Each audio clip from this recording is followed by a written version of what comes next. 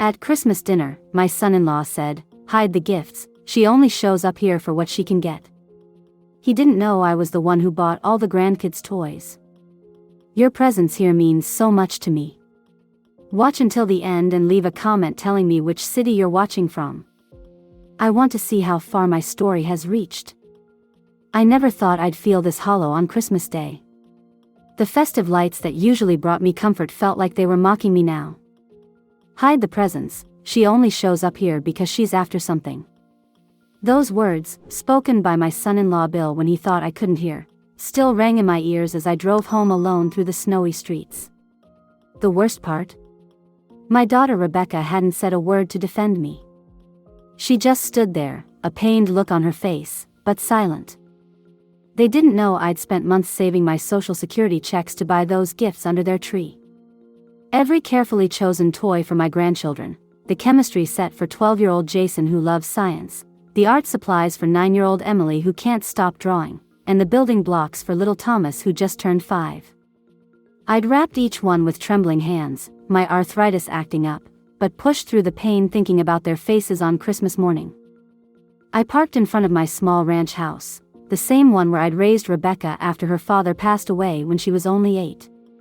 The porch light I'd left on glowed dimly against the winter darkness. Inside, the house felt even emptier than usual. I sat in my worn armchair, still wearing my good coat, too numb to even take it off. The events of the evening played over and over in my mind like a cruel film I couldn't stop. I'd arrived at 4 p.m. with arms full of presents, early enough to help Rebecca with dinner preparations. Bill had barely acknowledged me when he opened the door. That wasn't unusual, he'd always been cold toward me, but tonight there was something different in his eyes. Contempt. Rebecca had seemed stressed, moving around the kitchen with the precision of someone trying to create the perfect holiday for a magazine photo shoot rather than a family gathering. When I offered to help, she'd quickly said, "It's fine, Mom.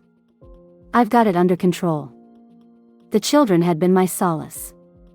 They'd run to me with open arms, especially little Thomas who'd climbed into my lap to tell me about his kindergarten Christmas play. That moment alone had been worth the months of careful budgeting. Then, while helping Rebecca set the table, I'd overheard Bill in the living room talking to his brother.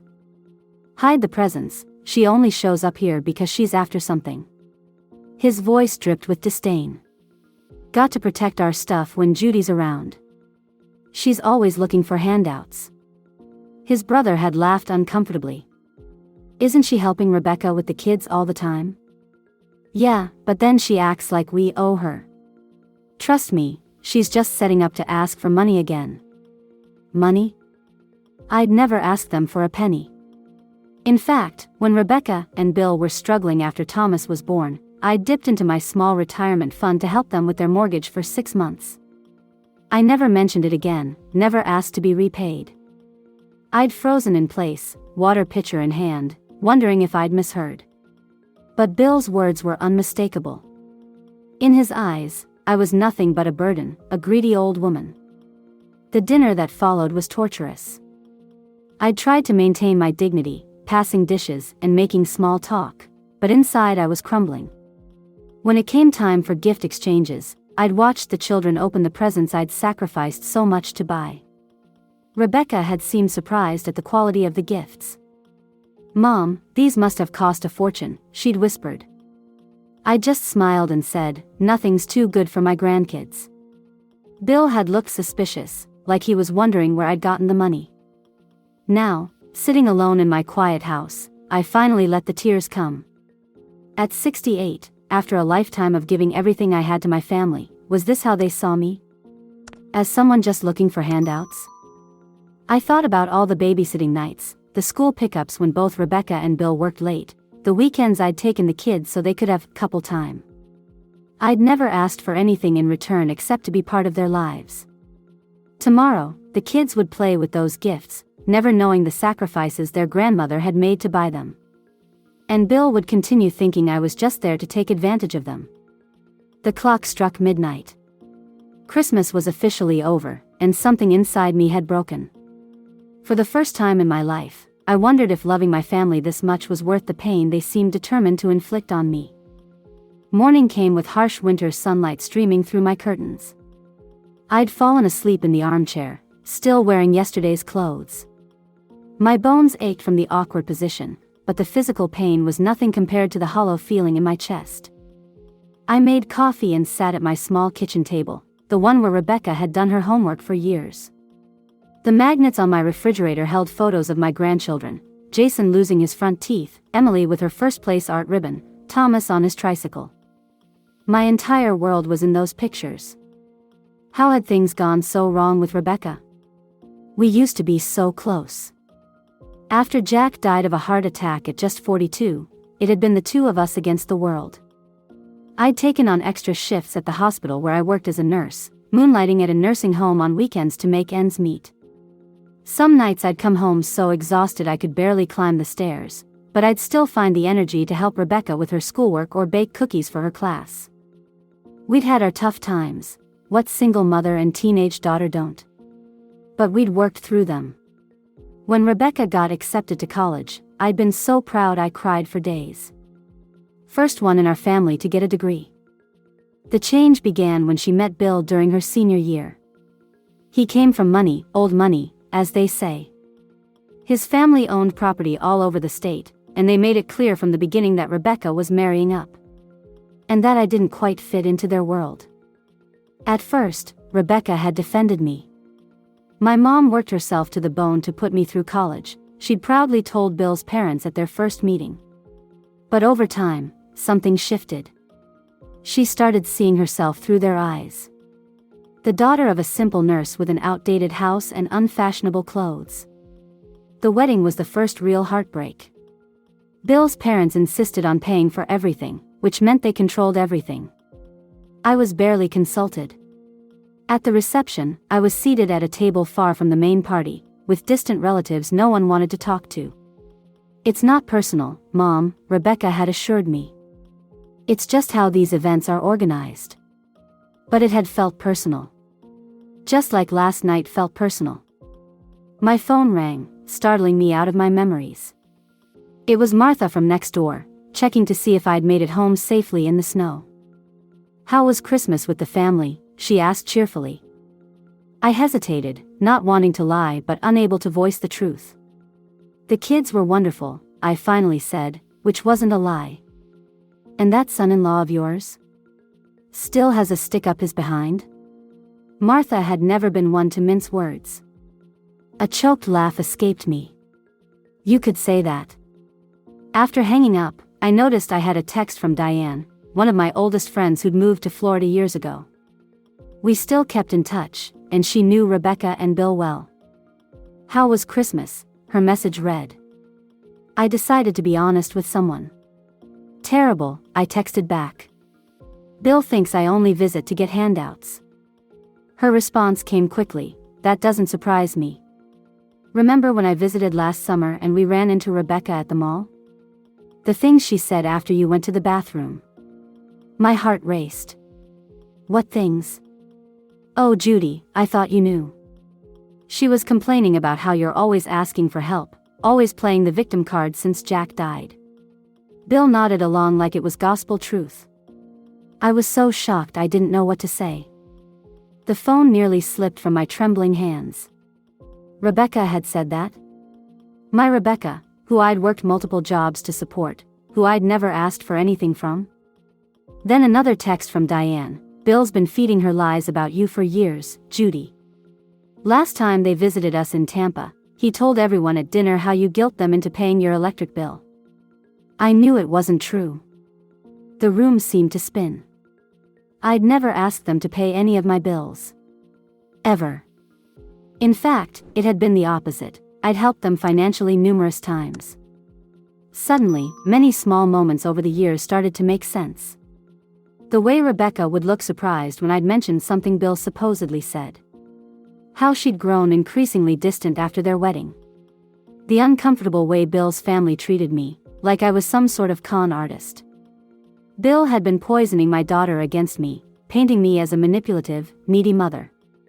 And Rebecca, my own daughter, had believed him. I set the phone down and walked to my bedroom, opening the old cedar chest at the foot of my bed. Inside were the records I'd kept over the years, birthday cards from Rebecca filled with loving messages, photos of our life together before Bill, and a small ledger where I'd noted the financial help I'd given them over the years, not because I expected repayment, but to make sure I stayed within my budget. $5,000 toward their house down payment. 6 months of mortgage payments at $1,200 each when Bill was between jobs. $3,000 for Rebecca's dental work when their insurance wouldn't cover it. Countless smaller expenses over the years. I'd never mentioned these things again after giving the money. I didn't want Rebecca to feel indebted to me. But now I wondered, did Bill know about all this help? Or had Rebecca hidden it from him, ashamed to admit her gold-digging mother had been the one supporting them? Either way, a cold realization settled over me. For years, I'd been cast as the villain in a story Bill was telling. And now my own daughter believed the fiction. The question was, what was I going to do about it? The week after Christmas, I made a decision that felt both terrifying and necessary. I would step back and create some space between myself and Rebecca's family. Not out of spite, but for self-preservation. When Rebecca called asking if I could watch the kids on Saturday, I did something I'd never done before. "I'm sorry, honey, but I have plans." My voice was steadier than I expected. A pause on the other end. Plans? What kind of plans? The surprise in her voice stung. Did she really think my entire life revolved around their schedule? That I just sat by the phone waiting for them to need me? "I'm meeting some friends from my old nursing days for lunch." It wasn't a lie. I'd reached out to my former colleagues after years of declining their invitations, always putting family first. "Oh." Rebecca sounded genuinely confused. "Well, we really need someone to watch the kids. Bill has a golf thing, and I promised to attend Sarah's baby shower." In the past, I would have immediately canceled my plans. Today, I took a deep breath and said, "I'm sorry, but I've already committed." Maybe Bill's mother could help? The silence on the other end spoke volumes. Barbara, Bill's mother, had never once watched the children for more than an hour, always claiming she wasn't the babysitting type.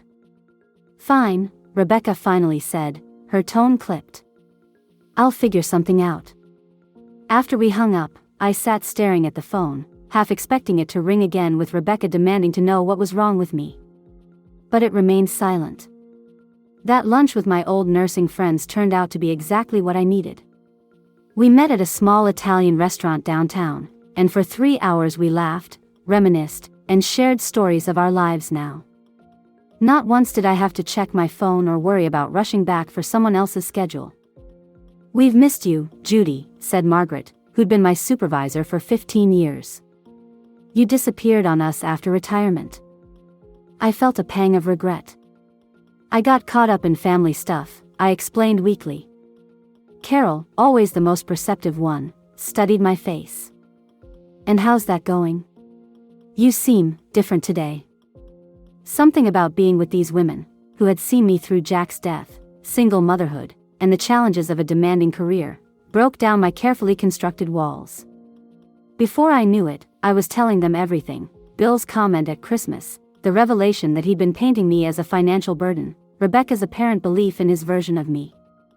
"That manipulative son of a bitch," Margaret muttered, "always one to call a spade a spade."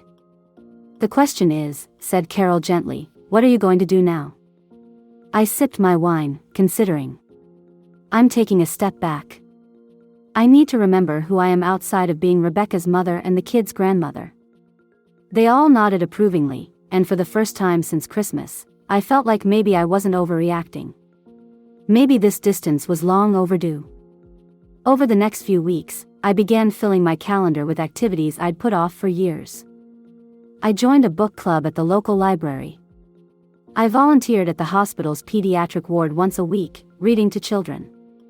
I even signed up for a watercolor class at the community center, something I'd always wanted to try.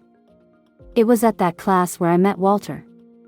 In his early 70s with kind eyes and a quick laugh, he was a widower trying to find new hobbies, before my hands get too arthritic to hold a brush, as he put it. We were both terrible at watercolors, our attempts at painting landscapes looking more like colorful blobs, which became our inside joke. After the third class, he asked if I'd like to grab coffee, and I surprised myself by saying yes. Rebecca called less frequently as January turned to February. When she did call, it was usually because she needed something, a recipe, advice about Emily's persistent cough, or to ask if I could pick up Jason from basketball practice. I helped when I could, but I no longer dropped everything at a moment's notice. One cold February afternoon, Walter and I were having coffee at the small cafe near the community center when he asked about my family. My daughter and her husband live about 20 minutes away with my 3 grandchildren, I said, showing him a photo from my wallet. You must see them all the time, he said with a smile. I hesitated. Not as much lately.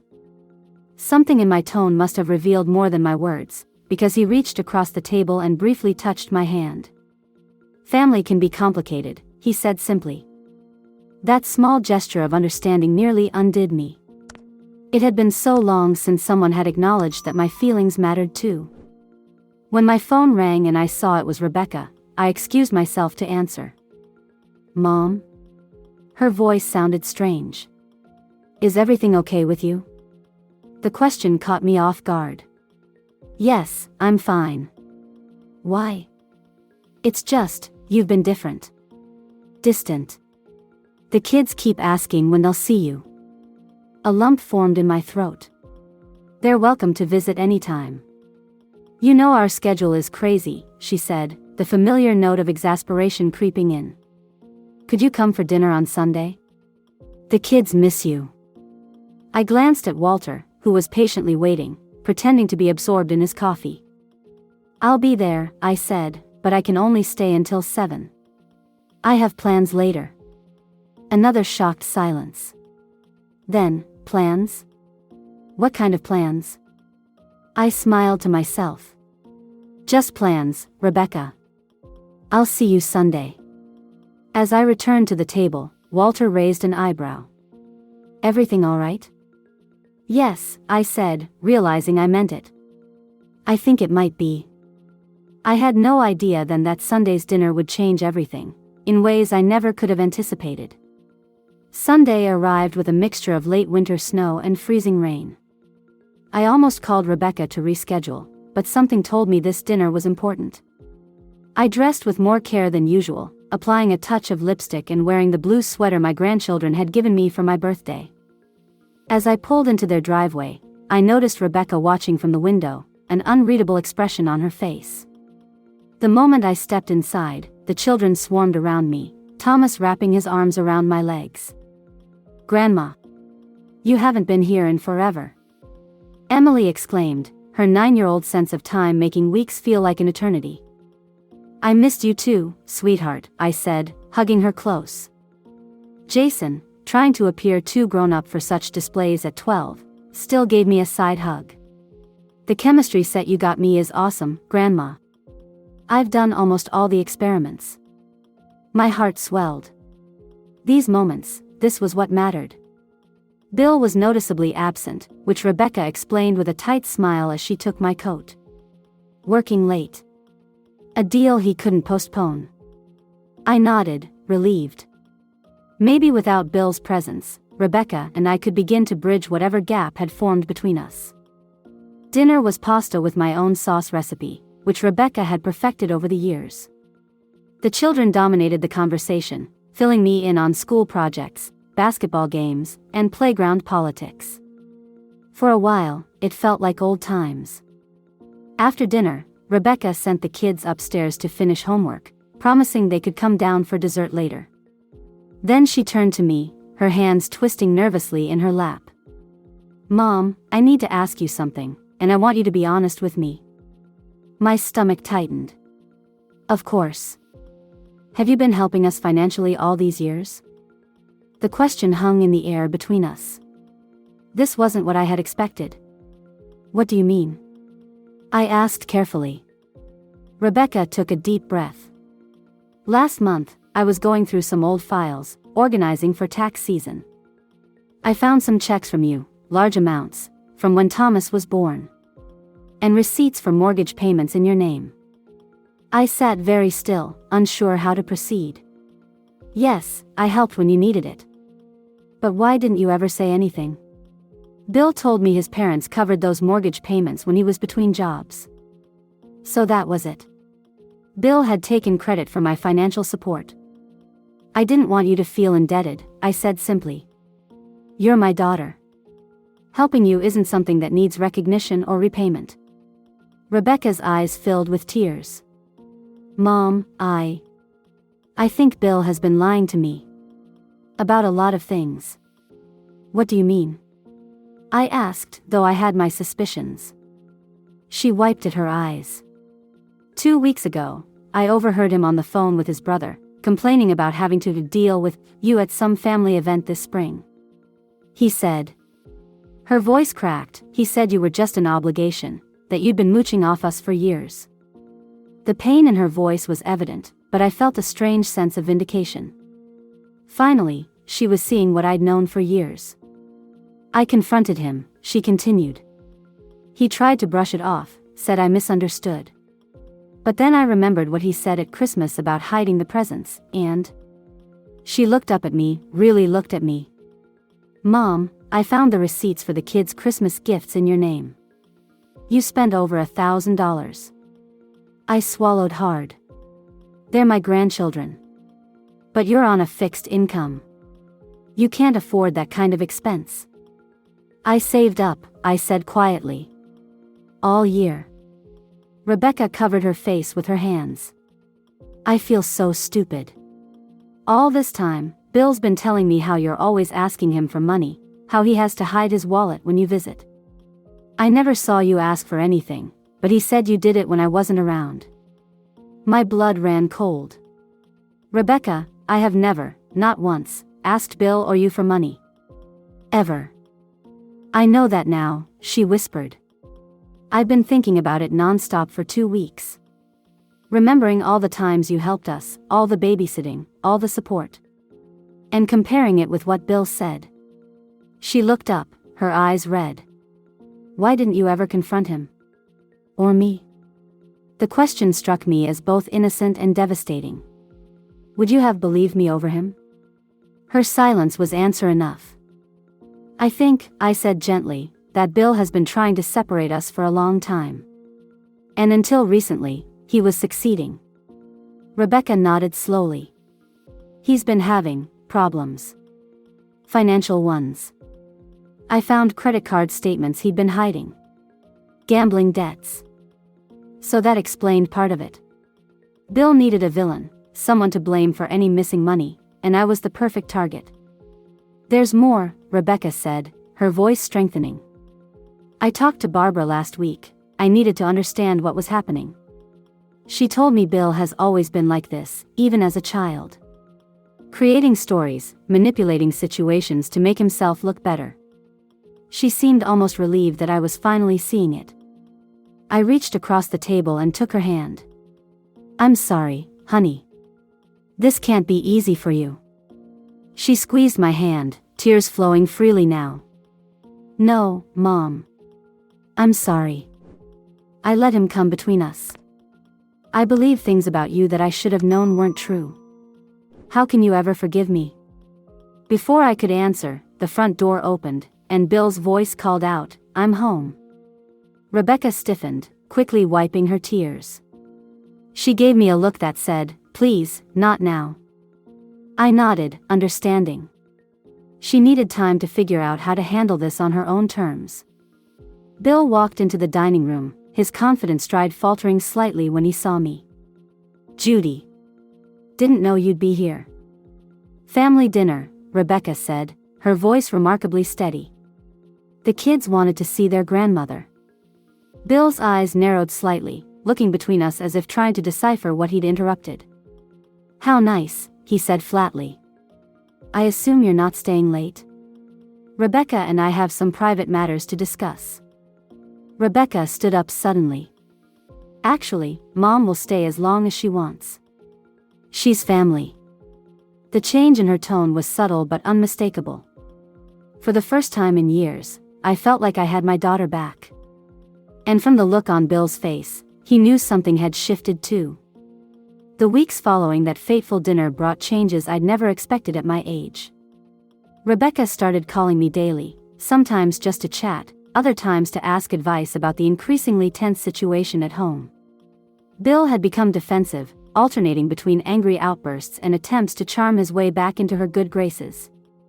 "He's trying to convince me I'm overreacting," Rebecca confided one evening. "Says I'm believing crazy conspiracy theories about him." "That's called gaslighting," I told her. The term was one I'd learned from my book club, where we'd recently read a memoir about emotional manipulation. In late March, Rebecca and the children began visiting me regularly. On one sunny Saturday, while the kids played in my backyard, Rebecca and I sat on the porch with cups of tea. "I've consulted a lawyer," she said quietly, watching Thomas chase a butterfly. "Just to understand my options." I reached for her hand. "Whatever you decide, I'm here for you." "I know, Mom." She squeezed my fingers. That's one thing Bill could never take away, no matter how hard he tried. Around this time, my friendship with Walter deepened. We'd graduated from terrible watercolor attempts to taking walks in the park, attending community concerts, and having dinner at each other's homes. He was a gentleman in the old-fashioned sense, opening doors, calling when he said he would, remembering small details about things I liked. "He seems nice," Rebecca remarked after meeting him at my house one afternoon. "He is," I said simply, not elaborating on the warm feeling I got whenever he called or the way he made me laugh more than I had in years. On an unusually warm day in April, Rebecca invited me to a family barbecue. I hesitated, knowing Bill would be there, but the thought of seeing my grandchildren playing in the sunshine won out. Walter could come too, she offered. The kids would love to meet him.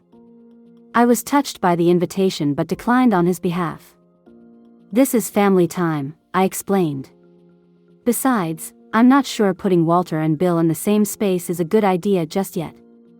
She nodded, understanding.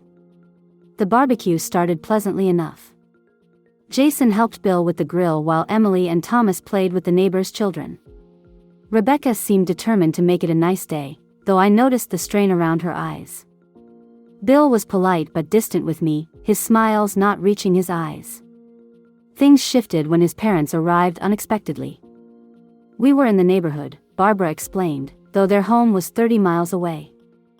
I hadn't seen Bill's parents since Christmas. Robert, Bill's father, nodded stiffly in my direction, but Barbara surprised me by approaching with an awkward smile. "Judy, it's good to see you," she said, sounding more genuine than I could ever remember. "Rebecca tells me you've been a tremendous help with the children lately." I returned her smile cautiously. "They're my grandchildren. It's never a burden." Barbara glanced toward where Bill was manning the grill, then lowered her voice. "I owe you an apology, Judy. I've believed things about you that I shouldn't have." Before I could respond, Bill called everyone to the table. The meal proceeded with strained politeness, the children oblivious to the undercurrents among the adults. I caught Barbara watching me several times with a thoughtful expression. As we were clearing the plates, Bill's brother David arrived with his wife and teenage son. I hadn't seen David since Christmas. He'd been the uncomfortable recipient of Bill's comment about hiding the presents. David greeted me with unusual warmth. "Judy, how are you? I've been meaning to call and check on you." Bill, overhearing, snorted. "Since when are you two so chummy?" "Bill," Rebecca warned quietly. But Bill, who I suspected had been drinking steadily throughout the afternoon, wasn't deterred.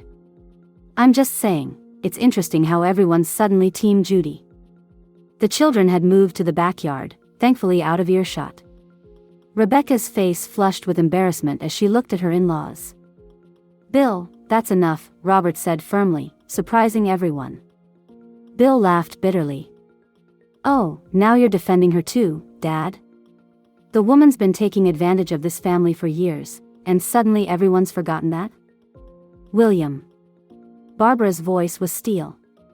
"That is quite enough." I stood very still, aware that every adult at the table was now looking either at me or at Bill. Rebecca's hands were shaking as she stacked plates. "I think," I said quietly, "that I should go." No, Rebecca said quickly. Please stay, Mom. Bill slammed his beer bottle on the table. Yeah, stay, Judy. Let's really talk about this. Let's talk about how you've manipulated my wife for years, making her feel guilty for having a better life than you. Bill. Rebecca's voice rose. Stop it. He ignored her, his gaze fixed on me. You show up here with your sad eyes and your discount store clothes, pretending to be so selfless when all you want is to get your hands on what we have. The table fell silent. Even Bill seemed shocked by his own words. I took a deep breath, looking around at the faces watching this awful scene unfold. For years, I'd stayed quiet, believing that confronting Bill would only make things worse. But I couldn't be silent anymore. I raised my daughter alone after her father died, I said, my voice steadier than I felt. I worked multiple jobs to give her opportunities one never had. When she married you, Bill, I was happy because I thought she'd found someone who loved her as much as I do. I looked directly at him now. I have never asked you for money. In fact, I've given you thousands of dollars over the years. Money you told Rebecca came from your parents. Barbara gasped softly. That's a lie, Bill said, but his voice lacked conviction. David shifted uncomfortably. Actually, Bill, you told me yourself that Judy paid your mortgage for months when you lost that job at Preston Firm. Rebecca turned to her husband, eyes wide. You said that was your parents. This is ridiculous, Bill sputtered. You're all turning against me because of her. I stood up, my dignity intact. I'm not your enemy, Bill. I never was. The only thing I ever wanted was to be part of my daughter and grandchildren's lives. As I reached for my purse, Barbara suddenly stood too. Judy, please don't go. If anyone should leave, it's not you. She turned to her son with a look of profound disappointment. Bill, I think you need to take a walk and cool down. The tension in the air was palpable as everyone waited to see what would happen next. 1 year later, I stood in my kitchen arranging Christmas cookies on a platter. The house smelled of cinnamon and pine from the small tree Walter had helped me decorate. So much had changed since last Christmas, it was hard to believe only a year had passed. After the barbecue confrontation, things had moved quickly. Bill had stormed off that day, refusing to be ambushed in his own home. Rebecca, with a newfound resolve I'd never seen in her, had packed overnight bags for herself and the children and come to stay with me. Just for a few days, she'd said, but we both knew it was more than that. Those few days turned into weeks. Bill had alternated between angry demands and tearful apologies. What surprised everyone was Barbara and Robert's reaction. They fully supported Rebecca, even helping her find a good family therapist and lawyer. We've enabled Bill's behavior for too long, Barbara had confided to me over coffee one morning. It stops now. Bill had eventually agreed to counseling, both individual and with Rebecca. The road hadn't been smooth. There were relapses into old patterns, discoveries of hidden gambling debts, and painful conversations about trust broken beyond easy repair. Through it all, Rebecca had shown a strength I always knew she possessed but had never been allowed to fully express. She'd moved back home after 2 months but on her terms. Bill had to continue therapy, be completely transparent about finances, and acknowledge the harm he'd done to their family relationships, particularly with me. The doorbell rang, pulling me from my thoughts.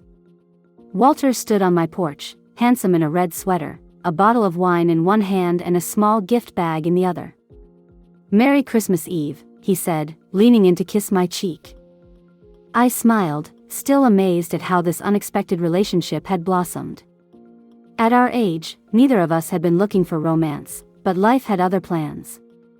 We weren't living together, we both valued our independence too much for that, but we spent most days together, his steady presence a comfort I hadn't known I was missing. "They'll be here soon," I said, taking the wine. Rebecca texted that they're running a bit late. Jason's basketball practice went long. Walter nodded, helping me finish setting the table. We had fallen into an easy rhythm over these months, anticipating each other's movements, sharing space comfortably. "Nervous?" he asked, noticing my hands fidgeting with the napkins. A little, I admitted. It's the first Christmas Eve we've all spent together since everything. He squeezed my shoulder gently. It'll be fine. You've all come so far.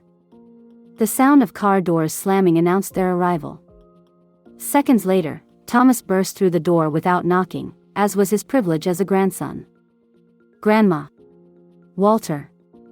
We brought extra presents, he shouted, excitement making him even more energetic than usual. Emily and Jason followed, carrying bags of gifts and food. Rebecca came in last, arms full of containers. Mom, sorry we're late, she said, kissing my cheek. But we come bearing homemade treats to make up for it.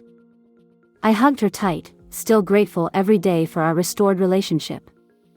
Bill entered last, carrying a large poinsettia plant.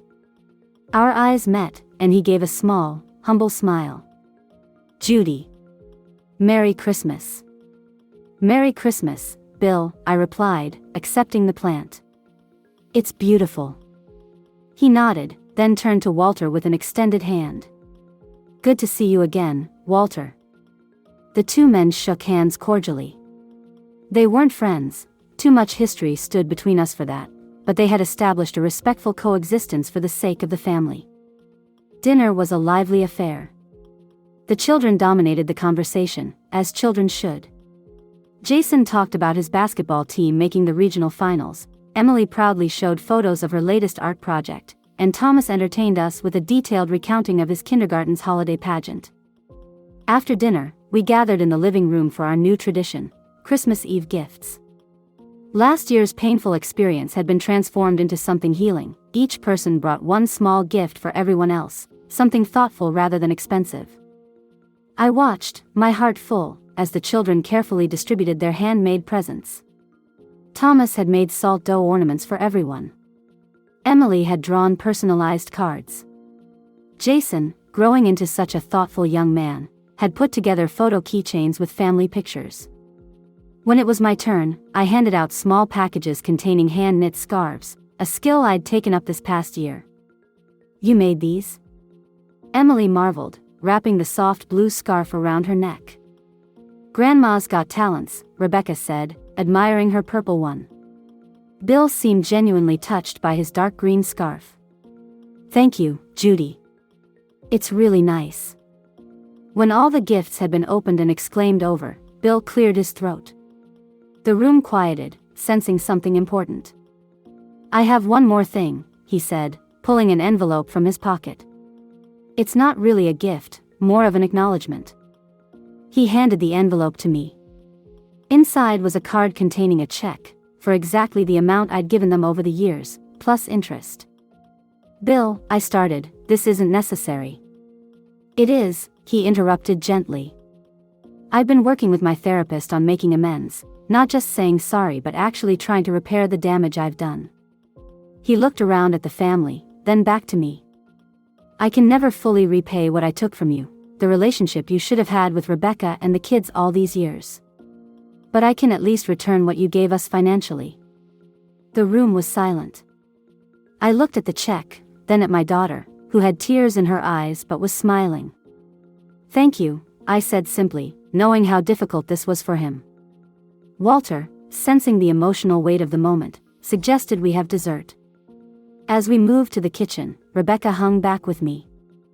Are you okay, Mom? She asked softly. I looked around at my family, my real family, not the idealized version I'd longed for, but the imperfect, healing, genuine one we were becoming. Walter catching Thomas as he nearly toppled the cookie display. Jason and Emily arguing good-naturedly about who would get the biggest slice of pie. Bill, still learning, still trying, helping Barbara set out dessert plates. I'm more than okay, I told her truthfully. I'm exactly where I'm supposed to be. Later, as everyone prepared to leave for midnight mass, Thomas tugged at Bill's sleeve. Dad, did Grandma really buy all our presents last year? Even my building blocks? Bill knelt down to his son's level. Yes, she did. Grandma loves you very much. Then why did you say she only came for something? Thomas asked with the unfiltered directness of a 6-year-old. Bill glanced up at me, then back to Thomas. Because I was wrong, buddy. Sometimes grown-ups make big mistakes. The important thing is to learn from them and try to do better. Thomas considered this, then nodded sagely. Grandma always says mistakes help us learn. Your grandma, Bill said, is a very wise woman. As they bundled up to leave, Barbara approached me. We'll see you tomorrow for Christmas dinner? Wouldn't miss it, I assured her. The house fell quiet after they left, just Walter and me. He helped me clean up, then we sat on the couch, looking at the tree lights. Proud of you, he said, taking my hand. For what? For giving them all a second chance. For knowing when to stand your ground and when to open your heart again. I leaned against his shoulder, thinking about the journey of this past year. The pain had been real, but so was the healing. Family, I'd learned, wasn't just about blood or obligation. It was about choice, choosing to love even when it's hard, choosing to forgive not because it's deserved but because holding on to hurt only diminishes your own life. Merry Christmas, Walter, I said softly. He kissed the top of my head. Merry Christmas, Judy. Outside, snow began to fall, covering everything in a clean, white blanket, just like forgiveness, making old landscapes new again.